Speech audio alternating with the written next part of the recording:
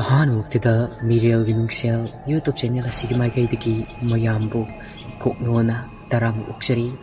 ꯃꯌꯥꯝꯒꯤ ꯃꯐꯝꯗ ꯈꯨꯗꯣꯜ ꯇꯝꯖꯅꯕꯒꯤꯗꯃꯛ ꯁꯤꯔꯣꯏꯗ ꯑꯍꯤꯡ ꯋꯥꯔꯤ ꯑꯁꯤꯒꯤ 10ꯁꯨꯕ ꯁꯔꯨꯛ ꯄꯨꯗꯨꯅ ꯂꯥꯛꯆꯔꯦ ꯋꯥꯔꯤ ꯑꯁꯤꯕꯨ ꯏꯕꯤꯔꯛꯄ ꯀꯔꯅꯖꯤꯠ ꯂꯥꯏꯇꯣꯟꯖꯝ ꯋꯥꯔꯤ ꯑꯁꯤ ꯍꯧꯖꯤꯛ ꯃꯌꯥꯝ ꯄꯨꯟꯅ ꯇꯥꯃꯤꯟꯅꯔꯁꯤ ꯂꯨꯁꯤꯗꯤ ꯃꯍꯥꯛꯀꯤ ꯋꯥꯈꯜꯗ ꯃꯤꯈꯣꯕ ꯂꯩꯔꯦꯝꯕꯤꯅ ꯍꯥꯏꯔꯝꯕꯁꯤꯡ ꯑꯗꯨ ꯅꯤꯡꯁꯤꯡꯂꯒ ꯂꯩꯔꯤ ꯃꯁꯥꯗ ꯆꯔꯥꯡꯅꯕ ꯀꯌꯥ ꯑꯃꯁꯨ ꯐꯥꯎꯔꯤ ꯃꯍꯥꯛꯀꯤ ꯃꯃꯪꯗ ꯇꯥꯛꯂꯝꯕ ꯃꯪꯇꯥꯛ ꯑꯗꯣ ꯂꯤ ꯄꯥꯝꯕꯤ ꯑꯁꯤꯒꯤ ꯂꯣꯏꯔꯛꯄ ꯃꯅꯨꯡ ꯍꯟꯖꯤꯟꯕ ꯃꯐꯝ ꯈꯣꯡꯅꯥꯡ ꯑꯆꯧꯕ ꯑꯃ ꯍꯧꯔꯝꯒꯅꯤ ꯍꯥꯏꯔꯤꯕ ꯈꯣꯡꯅꯥꯡ ꯑꯗꯨꯒꯤ ꯃꯅꯥꯛꯇ ꯌꯨꯝ ꯑꯃ ꯁꯥꯔꯝꯒꯅꯤ ꯌꯨꯝ ꯑꯗꯨꯗ ꯅꯍꯥꯛꯀꯤ ꯃꯔꯨꯞ ꯔꯥꯖꯨꯕꯨ ꯐꯥꯖꯤꯟꯗꯨꯅ ꯊꯝꯂꯦ ꯑꯁꯤ ꯍꯥꯏꯔꯛꯄ ꯑꯗꯨ ꯃꯍꯥꯛ ꯅꯤꯡꯁꯤꯡꯗꯨꯅ ꯑꯗꯨꯃꯛ ꯂꯩꯔꯝꯃꯤ ꯃꯣꯡꯐꯝꯒꯤ ꯃꯈꯥ ꯄꯥꯡꯕꯗ ꯍꯥꯏꯖꯤꯟꯈꯤꯕ ꯂꯝꯕꯤ ꯑꯗꯨꯗ ꯃꯈꯣꯏ ꯃꯌꯥꯝ ꯑꯗꯨ ꯑꯀꯣꯏꯕꯗ ꯀꯔꯤ ꯂꯩꯕꯅꯣ ꯍꯥꯏꯗꯨꯅ ꯀꯣꯌꯦꯡ ꯌꯦꯡꯗꯨꯅ ꯂꯥꯛꯏ ꯃꯍꯧꯁꯥꯒꯨꯝ ꯂꯨꯁꯤꯒ ꯄꯥꯔꯦꯍꯟꯕꯒꯁꯨ ꯃꯈꯣꯏ ꯃꯌꯥꯝ ꯑꯗꯨꯒꯤ ꯂꯨꯆꯤꯡ ꯄꯨꯔꯦꯜ ꯑꯣꯏꯗꯨꯅ ꯑꯗꯨꯃꯛ ꯃꯥꯡ ꯊꯥꯗꯨꯅ ꯂꯥꯛꯂꯤ ꯁꯨꯛꯂꯕ ꯎꯃꯪꯅꯤ ꯆꯥꯎꯔꯥꯛꯅ ꯑꯌꯨꯛꯀꯤ ꯄꯨꯡꯁꯨ 12 ꯇꯥꯒꯗꯧꯔꯦ ꯃꯇꯝ ꯑꯗꯨ ꯆꯠꯅ ꯆꯥꯛꯂꯃꯛꯄꯗꯒꯤ ꯃꯈꯣꯏ ꯃꯌꯥꯝ ꯑꯗꯨ ꯃꯈꯣꯏꯅ ꯄꯨꯔꯛꯄ ꯄꯣꯠꯆꯩꯁꯤꯡ ꯑꯗꯨ ꯃꯈꯨꯠꯅ ꯄꯥꯏꯅꯗꯨꯅ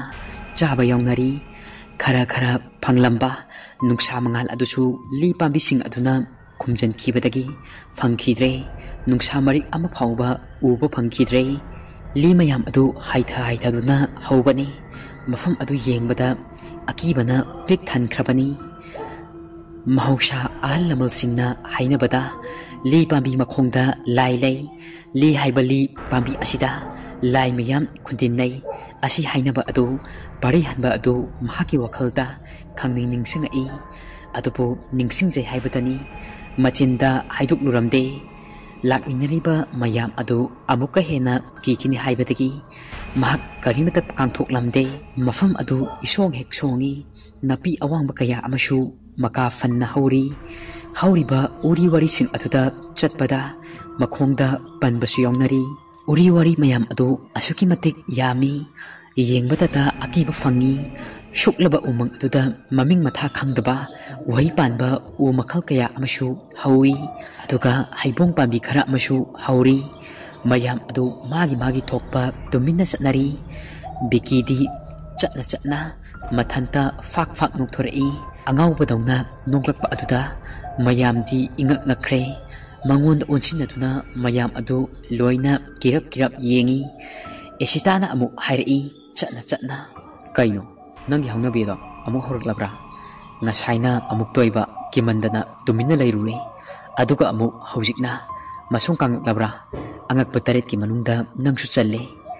biki adu isi sikhaino I mayamdi amata nokningba phauramde masada kari buthoklegaba asi khanduna liklaina amuk hairi masi amuk thaji thanauga hobra khangde Dr. Lininda amukta yengtoktradi yaroi yum hek yaubaga bikida liklaina adumna hairakpa aduda amuk hena pukli baiduna masa mathanta phara onduna noi aduga amuk asumna hairi uri mayam se ubada Tarzan film do ningsingai mahakti makhol thoklaga lauduna uri amadagi uri amada chongduna satpado adudo karaidagino khangde khangning ningsingai aduda asum nokpanida pare hanbana amuk hairi se phare se haukre loire aikhoi raju phangdaba yade ngasigi numit asida lusidu adum mang tharga chatli khongnang pambi aduta yaurabadi haiduna li pambi mayam adugi yam manung hanjinba mafam yaurakle isuk wandana mayik sengna karimata udabana ayuk nungthilgi matamda fau makhoi torchlight thalami makhoina changlakpa aduda mi lakgi chanen phangbada mafam aduda leiba numit yungbi kaya amashu taibang mi lakpagi khongthang makhol tabada thawai panba jim masil adusu chek haiduna khongli mayam adu chikpana khongna u akangba adu nelaga chatpana makhol adu khaktani tariba adu khara asum chatlaga amu uri pambi khara haiban tongi mawongda taret khak fajana li pambi adugi haitharakpada fajana leiba thengnare thaurina tingaga upakna haraga ꯐꯖꯅ ꯐꯝꯃꯒ ꯑꯉꯥꯡꯅ ꯁꯥꯟꯅꯕ ꯌꯥꯕꯒꯤ ꯃꯑꯣꯡꯗ ꯁꯦꯝꯕꯃꯛ ꯅꯠꯇ꯭ꯔꯕꯁꯨ ꯎꯔꯤ ꯑꯗꯨꯗ ꯐꯝꯃꯒꯗ ꯍꯥꯏꯕꯗ ꯑꯁꯨꯛꯀꯤ ꯃꯇꯤꯛ ꯅꯨꯡꯉꯥꯏꯕ ꯑꯃꯗꯤ ꯐꯥꯎꯒꯗꯕꯅꯤ ꯎꯔꯤꯅ ꯁꯦꯝꯕ ꯑꯗꯨ ꯍꯥꯏꯗꯨꯅ ꯅꯨꯡꯁꯤꯠꯁꯨ ꯁꯤꯠꯄ ꯅꯠꯇꯦ ꯑꯗꯨꯕꯨ ꯃꯈꯣꯏꯁꯤꯡ ꯑꯗꯨꯅ ꯍꯦꯛ ꯎꯔꯨꯕ ꯊꯦꯡꯅꯔꯨꯕ ꯃꯤꯀꯨꯞ ꯑꯗꯨꯗꯒꯤ ꯀꯟꯅ ꯀꯟꯅ ꯍꯥꯏꯕ ꯅꯣꯝꯕ ꯍꯧꯔꯛꯂꯦ ꯃꯈꯣꯏ ꯃꯌꯥꯝ ꯑꯗꯨ ꯆꯞ ꯂꯦꯞꯄꯒ ꯌꯦꯡꯉꯤ ꯇꯧꯔꯤꯕ ꯃꯇꯧ ꯑꯗꯨ ꯎꯕꯗ ꯁꯣꯅꯥꯃꯅꯤꯅ ꯍꯥꯏꯔꯛꯏ ꯀꯩꯅꯣ ꯃꯇꯥ ꯑꯃꯅꯤ ꯁꯤꯗꯤ ꯀꯔꯤ ꯑꯣꯏꯒꯗꯕꯅꯣ ꯍꯟꯗꯛꯀꯤꯁꯤꯅ ꯀꯔꯤ ꯑꯃꯨꯛ ꯇꯧꯔꯛꯀꯗꯕ ꯏꯁꯤꯇꯥꯅ ꯑꯃꯨꯛ ꯍꯥꯏꯔꯛꯏ ꯄꯛꯇꯦꯍꯦ ꯂꯥꯏꯃ ꯑꯣꯟꯊꯣꯛꯅ ꯕꯤꯀꯤ ꯑꯗꯨꯁꯨ ꯑꯗꯨꯃꯛ ꯃꯌꯥ ꯑꯗꯨ ꯍꯤꯒꯠꯂꯤ ꯃꯇꯝ ꯑꯗꯨꯗꯅꯤ ꯂꯤ ꯄꯥꯝꯕꯤ ꯑꯃꯒꯤ ꯃꯁꯥ ꯃꯔꯦꯡꯗꯒꯤ ꯀꯔꯤꯒꯨꯝꯕ ꯄꯣꯠꯁꯛ ꯑꯃ ꯒ꯭ꯔꯣꯡ ꯒ꯭ꯔꯣꯡ ꯍꯥꯏꯗꯨꯅ ꯂꯤ ꯄꯥꯝꯕꯤ ꯑꯗꯨꯗꯒꯤ ꯑꯣꯟꯊꯔꯛꯏ ꯑꯗꯨꯒ ꯕꯤꯀꯤꯒꯤ ꯃꯃꯥꯡꯗ ꯄꯣꯠꯁꯛ ꯑꯗꯨ ꯄꯣꯞ ꯍꯦꯛ ꯇꯥꯏ ꯃꯌꯥ ꯍꯤꯒꯠꯂꯝꯕ ꯕꯤꯀꯤ ꯑꯗꯨ ꯃꯌꯥ ꯎꯝꯁꯤꯟꯅꯤ ꯀꯥꯎꯈ꯭ꯔꯦ ꯕꯤꯀꯤꯅ ꯅꯣꯛꯂꯝꯕꯗꯒꯤ ꯇꯨꯃꯤꯟꯅ ꯑꯃꯨꯛ ꯎꯟ ꯋꯥꯏꯃꯨꯛ ꯆꯤꯛꯅ ꯂꯩꯈ꯭ꯔꯕ ꯑꯗꯨꯗ ꯀꯩꯗꯧꯔꯕꯅꯣ ꯍꯥꯏꯗꯨꯅ ꯌꯦꯡꯂꯨꯕꯗ tung ithang thanghoba chalhoba bikigi mamang adumakteda mi makok ama taduna leire mi makok aduna ashumna bikida yengaga hairi la ira koiba mafam asida yamna nungaibani koyu ashumna hairi bikidi aduna amuk hairakpa aduda maklap adu nikpa haure mayam adusu mi makok adu ubada mipai thabaiba haurakle mi makok adu adumna hairaklamlaga grong grong lebakta ola olaga mofam leiba maikei romda chatkhre liklaina sor ama hondoklaga hairi kaino hoskitabo bitka loina ti aiti mihun kase phajana chongdrabani biki adu marai tali wangang ka thoktre aduga amuk hairi mi mako haiba sibu aina tatlingdana tatlibra bikina amuk makata na hairi ngamaroi ai lepaga leibaga chalasi asi hairamlaga isitagi marumda changlaga mamai adu lukthakre isitana amuk hairi mata amani ni swaisiti awoiba kiba ama yawe kaino hausikitabo ahing mamigi makok natro hausikta tharo onkibado ꯑꯩꯈꯣꯏꯒꯤ ꯃꯥꯡꯗ ꯂꯤꯛꯂꯥꯏꯅ ꯑꯃꯨꯛ ꯍꯥꯏꯔꯛꯏ ꯍꯥꯏꯒꯨꯝꯗꯅ ꯑꯩꯈꯣꯏ ꯍꯩꯅꯁꯤꯡꯅ ꯆꯠꯁꯤ ꯃꯌꯥꯝ ꯃꯤꯠꯅ ꯎꯔꯤꯕꯁꯤꯡ ꯑꯁꯦ ꯎꯍꯩꯗꯕ ꯉꯥꯛꯇꯅꯤ ꯑꯁꯨꯝꯅ ꯃꯈꯣꯏ ꯃꯌꯥꯝ ꯑꯗꯨ ꯑꯗꯨꯝꯅ ꯉꯥꯡꯅꯔꯤꯉꯩ ꯇꯥꯟꯖꯥ ꯑꯗꯨꯗ ꯂꯤꯟ ꯑꯆꯧꯕ ꯃꯔꯤꯈꯛ ꯂꯤ ꯄꯥꯝꯕꯤꯁꯤꯡ ꯑꯗꯨꯗ ꯌꯦꯠꯇꯨꯅ ꯃꯈꯣꯏꯅ ꯂꯩꯔꯤꯕ ꯅꯥꯀꯟ ꯑꯗꯨꯗ ꯂꯤꯟ ꯃꯁꯦꯟ ꯆꯤꯈꯥꯏꯅꯔꯛꯏ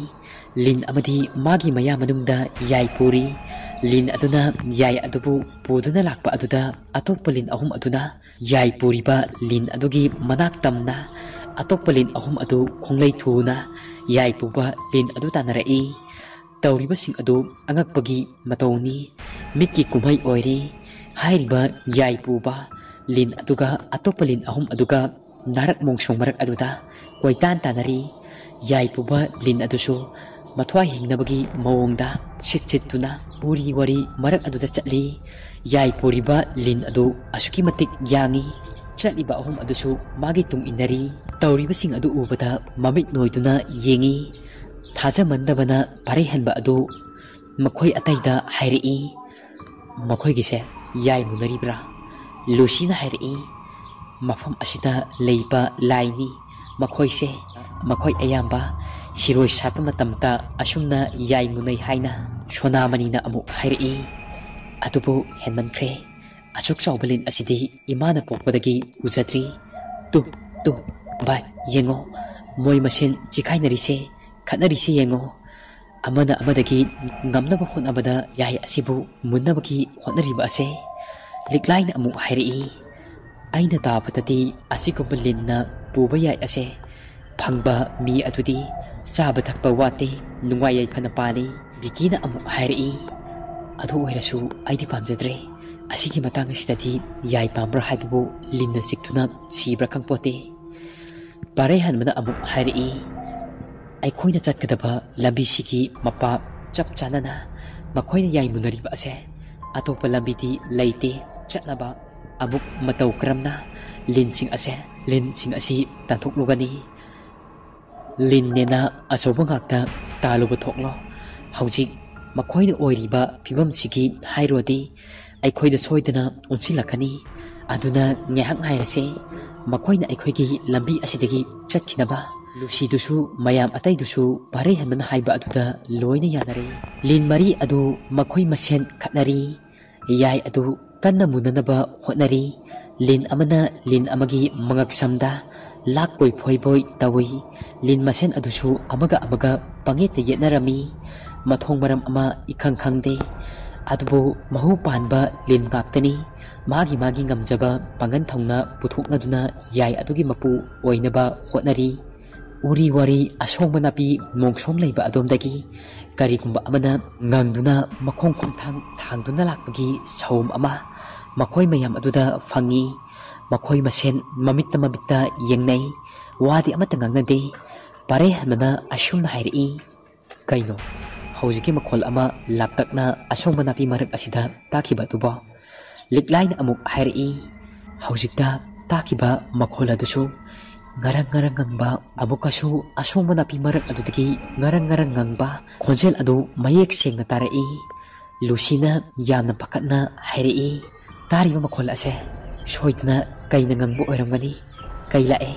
ꯑꯁꯣꯡꯕ ꯅꯥꯄꯤ ꯃꯔꯛ ꯑꯁꯤꯗ ꯂꯨꯁꯤꯅ ꯑꯗꯨꯝꯅ ꯀꯩ ꯂꯥꯛꯑꯦ ꯍꯥꯏꯔꯛꯄ ꯑꯗꯨꯗ ꯃꯌꯥꯝ ꯑꯗꯨ ꯃꯁꯝꯃꯅ ꯆꯞ ꯌꯨꯡꯅꯈ꯭ꯔꯦ ꯃꯈꯣꯏ ꯃꯌꯥꯝ ꯑꯗꯨ ꯃꯁꯥ ꯄꯨꯝꯕ ꯁ꯭ꯋꯥꯏ ꯂꯥꯎꯏ ꯃꯈꯣꯏꯒꯤ ꯆꯠꯐꯝ ꯂꯝꯕꯤ ꯑꯗꯨꯗ ꯂꯤꯟ ꯃꯔꯤ ꯑꯗꯨꯁꯨ ꯀꯟꯅ ꯆꯤꯛꯅꯔꯤ ꯑꯗꯨꯒ ꯇꯨꯡꯗꯅ ꯀꯩ ꯑꯃ ꯂꯥꯛꯂꯤ ꯃꯈꯣꯏ ꯇꯧꯐꯝ ꯑꯃ ꯏꯈꯪ ꯈꯪꯂꯝꯗꯦ ꯏꯁꯤꯇꯥ ꯑꯗꯨ ꯈꯣꯟꯖꯦꯜ ꯄꯤꯛꯅ ꯍꯥꯏꯔꯛꯏ ꯍꯥ ꯎꯔꯣꯛ ꯅꯃꯥꯡꯁꯨ ꯂꯥꯡ ꯅꯇꯨꯡꯁꯨ ꯇꯦꯟ ꯑꯩꯈꯣꯏ ꯉꯁꯤꯗꯤ ꯅꯨꯃꯤꯠ ꯁꯨꯕ ꯍꯥꯏꯕ ꯑꯗꯣ ꯑꯣꯏꯔꯕ ꯃꯥꯜꯂꯦ ꯕꯤꯀꯤꯅ ꯑꯃꯨꯛ ꯍꯥꯏꯔꯛꯏ ꯂꯥꯏ ꯊꯦꯡꯅꯕ ꯑꯣꯛꯅꯕ ꯑꯗꯨꯅ ꯈꯔ ꯁꯥꯐꯔꯕ ꯃꯥꯜꯂꯦ ꯂꯥꯏ ꯇꯤꯟꯗꯤ ꯍꯥꯏꯖꯔꯒ ꯌꯥꯏ ꯑꯗꯨꯕꯨ ꯁꯥ ꯀꯩ ꯑꯁꯤꯗꯤ ꯀꯔꯝꯅ ꯍꯥꯏꯖꯔꯒ ꯌꯥꯒꯅꯤ ꯄꯦꯜꯂꯕꯅꯤꯗ ꯑꯋꯣꯏꯕ ꯂꯤꯛꯂꯥꯏꯅ ꯍꯥꯏꯒꯨꯝꯗꯅ ꯃꯈꯣꯜ ꯑꯁꯤꯁꯨ ꯌꯥꯝꯅ ꯅꯛꯅ ꯇꯥꯔꯤ ꯁꯨꯃꯥꯏꯅ ꯑꯩꯈꯣꯏ ꯂꯩꯔꯕꯗꯤ ꯀꯩꯅ ꯂꯣꯏꯅ ꯆꯥꯗꯨꯅ ꯑꯩꯈꯣꯏ ꯁꯤꯕ ꯇꯥꯔꯦ ꯚꯥꯔꯩꯍꯟꯕꯅ ꯑꯃꯨꯛ ꯍꯥꯏꯔꯛꯏ ꯍꯧꯖꯤꯛ ꯑꯩꯈꯣꯏꯅ ꯇꯧꯔꯤꯁꯦ ꯗꯤꯁꯀꯁꯟ ꯑꯋꯔ ꯅꯠꯇꯦ ꯀꯥꯟꯅꯔꯣꯏ ꯑꯩꯈꯣꯏꯁꯨ ꯀꯩ ꯑꯁꯤꯅ ꯎꯔꯣꯏꯗꯕ ꯑꯁꯣꯡꯕ ꯅꯥꯄꯤ ꯃꯔꯛꯇ ꯂꯨꯝꯗꯨꯅ ꯂꯩꯔꯨꯔꯁꯤ ꯑꯩꯈꯣꯏꯅ ꯀꯩ ꯑꯁꯤꯒ ꯁꯥꯊꯦꯡꯅꯕ ꯉꯝꯕ ꯅꯠꯇꯦ ꯑꯗꯨꯅ ꯑꯁꯤꯒꯤ ꯎꯔꯤꯕ ꯂꯤ ꯄꯥꯝꯕꯤ ꯑꯁꯤꯒꯤ ꯑꯁꯣꯡꯕ ꯃꯔꯛ ꯑꯁꯤꯗ ꯊꯋꯥꯏ ꯍꯤꯡꯅꯕ ꯂꯣꯠꯂꯨꯔꯁꯤ ꯂꯤꯟ ꯃꯔꯤ ꯑꯗꯨꯁꯨ ꯑꯗꯨꯃꯛ ꯃꯈꯣꯏ ꯃꯁꯦꯟ ꯆꯤꯛꯅꯗꯨꯅ ꯌꯥꯏ ꯑꯗꯨꯕꯨ ꯃꯨꯟꯅꯅꯕ ꯍꯣꯠꯅꯔꯤ ꯀꯩ ꯑꯗꯨꯁꯨ ꯑꯁꯣꯡꯕ ꯃꯔꯛ ꯑꯗꯨꯗꯒꯤ ꯃꯍꯥꯛꯀꯤ ꯈꯣꯡꯊꯥꯡ ꯑꯗꯨ ꯂꯦꯞꯂꯝꯗꯅ ꯑꯗꯨꯃꯛ ꯂꯥꯛꯂꯤ ꯃꯈꯣꯏꯁꯨ ꯃꯊ꯭ꯋꯥꯏ ꯍꯤꯡꯅꯅꯕꯒꯤ ꯂꯤ ꯄꯥꯝꯕꯤ ꯍꯥꯏꯊꯔꯒ ꯍꯧꯔꯤꯕ ꯑꯁꯣꯡꯕ ꯅꯥꯄꯤ ꯃꯔꯨꯝ ꯑꯗꯨꯗ ꯂꯣꯠꯈ꯭ꯔꯦ ꯅꯥꯄꯤ ꯑꯗꯨ ꯐꯅ ꯁꯥꯡꯉꯤ ꯀꯩꯒꯤ ꯃꯄꯥꯜ ꯅꯥꯄꯤꯅ ꯇꯥꯡꯉꯤ ꯅꯥꯄꯤꯒꯤ ꯃꯄꯥꯜ ꯀꯩꯅ ꯇꯥꯡꯉꯤ ꯃꯈꯣꯏꯁꯤꯡ ꯑꯗꯨ ꯅꯥꯄꯤ ꯑꯗꯨꯒꯤ ꯃꯄꯥꯜ ꯇꯥꯡꯗꯨꯅ ꯃꯊ꯭ꯋꯥꯏ ꯍꯤꯡꯅꯅꯕꯒꯤ ꯂꯤ ꯄꯥꯝꯕꯤ ꯑꯗꯨꯒꯤ ꯃꯅꯥꯛꯇ ꯍꯧꯔꯤꯕ ꯑꯁꯣꯡ ꯃꯔꯛ ꯑꯗꯨꯗ ꯀ꯭ꯔꯤꯛ ꯏꯟꯅꯗꯨꯅ ꯂꯣꯠꯈ꯭ꯔꯦ ꯑꯗꯨꯕꯨ ꯕꯤꯀꯤꯗꯤ ꯃꯥꯒꯤ ꯋꯥꯈꯜꯗ ꯆꯤꯛꯅꯔꯤꯕ ꯂꯤꯟ ꯃꯔꯤ ꯑꯗꯨ ꯃꯈꯣꯏꯅ ꯂꯣꯠꯂꯤꯕ ꯃꯣꯡꯁꯣꯡ ꯃꯔꯛ ꯑꯗꯨꯗ ꯆꯦꯟꯁꯤꯜꯂꯛꯂꯕꯗꯤ ꯀꯔꯝ ꯇꯧꯒꯅꯤ ꯑꯁꯤ ꯍꯥꯏꯗꯨꯅ ꯋꯥꯈꯜ ꯃꯌꯥꯝ ꯑꯃ ꯈꯜꯂꯤ ꯂꯤꯟ ꯃꯔꯤ ꯑꯗꯨꯁꯨ ꯑꯣꯅ ꯊꯣꯏꯅ ꯌꯥꯏ ꯑꯗꯨ ꯃꯨꯟꯅꯅꯕ ꯀꯟꯅ ꯍꯣꯠꯅꯔꯤ ꯑꯗꯨꯕꯨ ꯀꯔꯣꯝꯗꯒꯤꯅꯣ ꯈꯪꯗꯦ ꯉꯔꯪ ꯉꯪꯗꯨꯅ ꯀꯩ ꯑꯗꯨꯅ ꯌꯥꯝꯅ ꯍꯧꯅ ꯉꯪꯗꯨꯅ ꯑꯁꯣꯡꯕ ꯅꯥꯄꯤ ꯃꯔꯛꯇꯒꯤ ꯂꯤꯟ ꯃꯔꯤꯅ ꯆꯤꯛꯅꯔꯤꯕ ꯑꯗꯣꯝꯗ ꯀꯩ ꯑꯗꯨ ꯂꯥꯛꯏ ꯅꯥꯄꯤ ꯃꯔꯛꯇꯒꯤ ꯆꯥꯎꯈ꯭ꯔꯕ ꯀꯩ ꯂꯥꯕ ꯑꯗꯨ ꯊꯣꯛꯂꯛꯄ ꯎꯕꯃꯛꯇꯗ ꯃꯈꯣꯏ ꯃꯌꯥꯝ ꯑꯗꯨ ꯀꯤꯕꯅ ꯂꯣꯏꯔꯦ ꯃꯆꯤꯟ ꯃꯦꯟꯗꯨꯅ ꯍꯣꯜꯂꯤꯕ ꯁꯣꯔ ꯊꯛꯀꯠꯂꯤꯕ ꯃꯁꯥ ꯑꯗꯨ ꯐꯥꯊꯅꯕ ꯅꯥꯄꯤ ꯃꯔꯨꯝ ꯑꯗꯨꯗ ꯍꯣꯠꯅꯔꯤ ꯀꯩ ꯑꯗꯨꯁꯨ ꯀꯩꯖꯥꯎꯅꯤ ꯆꯥꯎꯈ꯭ꯔꯕ ꯀꯩꯖꯥꯎꯅꯤ ꯃꯌꯥꯡꯂꯦꯟ ꯁꯥꯡꯗꯣꯛꯇꯨꯅ ꯃꯁꯣꯡ ꯐꯜꯂꯗꯨꯅ ꯀꯩ ꯑꯗꯨ ꯁꯥꯃꯨ ꯈꯣꯡꯊꯥꯡ ꯊꯥꯡꯗꯨꯅ ꯅꯣꯝꯗꯨꯅ ꯆꯠꯂꯤ ꯀꯩ ꯑꯗꯨꯅ ꯆꯤꯛꯈꯥꯏꯅꯔꯤꯕ ꯂꯤꯟ ꯃꯔꯤ ꯑꯗꯨꯗ ꯑꯣꯟꯁꯤꯟꯗꯨꯅ ꯑꯔꯣꯏꯕꯤ ꯊꯥꯗꯨꯅ ꯉꯔꯪ ꯍꯦꯛ ꯈꯣꯡꯉꯛꯏ ꯀꯩ ꯑꯗꯨꯅ ꯍꯦꯛ ꯈꯣꯡꯕ ꯇꯥꯕꯃꯛꯇꯗ ꯈꯠꯅꯔꯝꯕ ꯂꯤꯟ ꯃꯔꯤ ꯑꯗꯨ ꯌꯥꯏ ꯃꯨꯟꯅꯔꯝꯕ ꯑꯗꯨꯁꯨ ꯇꯣꯛꯈ꯭ꯔꯦ ꯀꯩ ꯑꯗꯨꯅ ꯑꯗꯨꯝꯅ ꯃꯈꯧ ꯄꯣꯡꯅ ꯍꯟꯖꯤꯟ ꯈꯣꯡꯕꯗꯒꯤ ꯂꯤꯟ ꯃꯔꯤ ꯑꯗꯨ ꯃꯐꯝ ꯑꯗꯨ ꯊꯥꯗꯣꯛꯇꯨꯅ ꯂꯤ ꯄꯥꯝꯕꯤꯁꯤꯡ ꯑꯗꯨꯗ ꯅꯞꯇꯨꯅ ꯎꯔꯨ ꯂꯩꯁꯜꯂꯒ ꯃꯊ꯭ꯋꯥꯏ ꯍꯤꯡꯅꯕ ꯆꯦꯟꯈ꯭ꯔꯦ ꯂꯤꯟ ꯃꯔꯤ ꯑꯗꯨꯅ ꯆꯠꯈ꯭ꯔꯕꯗ ꯀꯩ ꯑꯗꯨ ꯑꯃꯨꯛ ꯇꯨꯃꯤꯟꯅ ꯂꯩꯈ꯭ꯔꯦ Kay aduna akoiba maikay marida koyeng yengi mafam aduda kay adu mikup khara leiramlaga mamai adu chingkhai thangba lomda onkhraga masa adu nom nom duna chatkhre aduna tawribasing adu makhoi mayam adu yengduna lei kay aduna chatkhre hek khangbadagi asongwana pi marak adudagi makhoi thoglakle masa adu haujikti kay adu chatkhrabatagi chaning khara tare chiknaramba lin mari adusu leitre haujikti makoina chatkadaba lambi aduda karimata ayetpa leiramdre aduna amuk chatpa hore li pambigi tainaba lambi aduda liklaina amuk chatna amuk mayam aduda wari saba horkle handaki khongchat asidi ai kawba ngamlaroi juda tv da kai ubado ngasidi sarang su khadaba asengbo oina live oina uba phangle aigi hek traveling blog ta thagat pa aduda handiki khongchat asigi maramda ai soidana igani isitana amu hari iyo raju hana fangnaba amukta thikisi ma hek fangle hairaba matam aduda iningba makhai iyo sonamani na amu hari camera ama pairaga aikhoya thengnaribasing ase namamadi fagadabani hayengwai memory oinaba bikina amu hari thaoina namda poraga camera ga su namdoiba wildlife ki photography ga tawbanina pare mana amu hari asing kisu film ko oina namlabadi fajagani aikhogi warise nahadgi hek mafam asida lakpadagi thengnarekliba mayamse asumna makhoi masel ado awa ana kaunaduna makhoina chatkadaba lambi aduda mang thaduna chatli khara chatlaga lambi adu loikre suklaba umang adugi manungda chawraba masa maring panba khongnang pambi ama hauba adu makhoi mayam aduna urami khongnang pambi adugi mamangda khangpok sang ama leiba adusu ure